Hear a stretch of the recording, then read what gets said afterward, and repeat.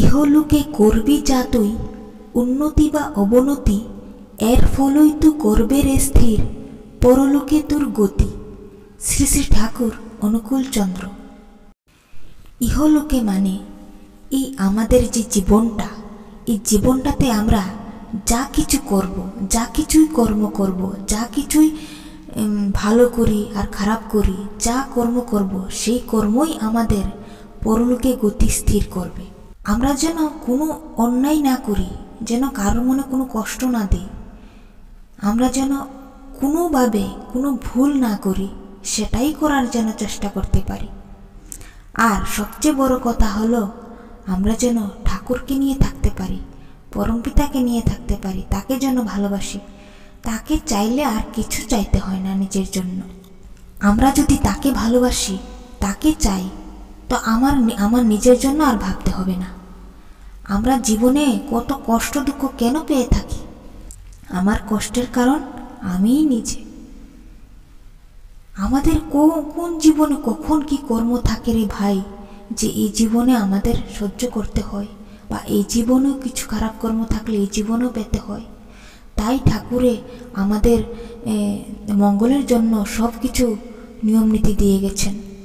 তাই কর্মটা আমাদের ঠিক রাখতে হয়, যেন আমরা কোনোভাবে কোনো ভুল না করি, কারোর মনে কোনো কষ্ট না দিই। কেউ আমার সাথে খারাপ করুক ভালো করুক সেটা আমরা দেখবই না। ঠাকুর বলেছেন কিভাবে ঠাকুরকে খুশি করা যায়। আমরা যখন খারাপ করি, অন্যায় করি, কারোর মনে কষ্ট দিই, ঠাকুর কষ্ট পায়। কিন্তু কেন পায়? আমি যদি ভুল করি আমারই কষ্ট হবে। ঠাকুর চায় না আমার কষ্ট হোক। ঠাকুর জানে আমি যদি খারাপ করি তাহলে এই কষ্ট আমারই পেতে হবে, তো অন্য কেউ পাবে না। আমি যদি কাউকে সুখ দিই, ভালো ব্যবহার করি তার সাথে, এটা আমার ভালো। আর কেউ যদি আমাকে ভালোবাসে, আমাকে আদর দেয়, আমার সাথে ভালো ব্যবহার করে কেউ আমার সাথে, এটা কিন্তু আমার কিছু নয়, তার ভালো। আমি যত ভালো করতে পারবো।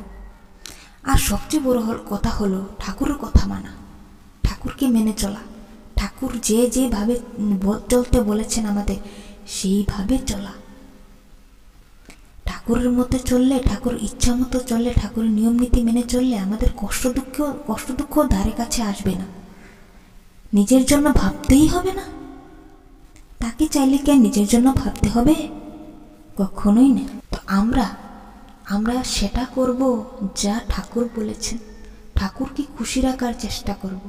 তাকে চাইলে কত যে শান্তি, কত আনন্দ। আমার সাথে কে আছে? ভগবান আছে, পরমপিতা আছে, স্বয়ং ভগবান। তিনি, তার যে কত কৃপা, তার যে কত মানুষ সেই জিনিসটা বুঝতেই পারে না।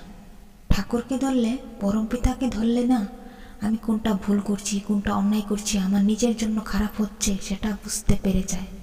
ঠাকুরের মতো চলতে শুরু করে। ঠাকুরকে ধরলে আস্তে আস্তে আস্তে তার মধ্যে সব কিছু পরিবর্তন হতে থাকে।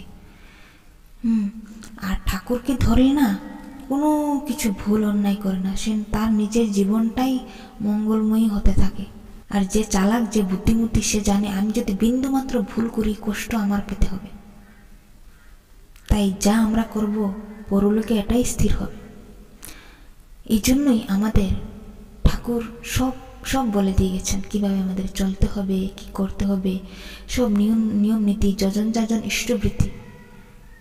যজন যাজন ইষ্টবৃত্তি যে করে, তার কাছে কিছু থাক আর না থাক, তার কিচ্ছু হবে না। তার দিন উন্নতি হবেই, আর তার কষ্ট দুঃখ কখনোই আসবে না।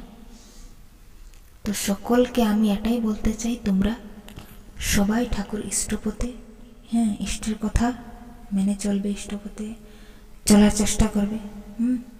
তোমাদের সকলের মঙ্গল প্রার্থনা করি ঠাকুরের শ্রীচরণে। তোমরা সবাই যেন ভালো থাকো, সুস্থ থাকো। তো সকলকে আমার আনন্দিত জয়গুরু।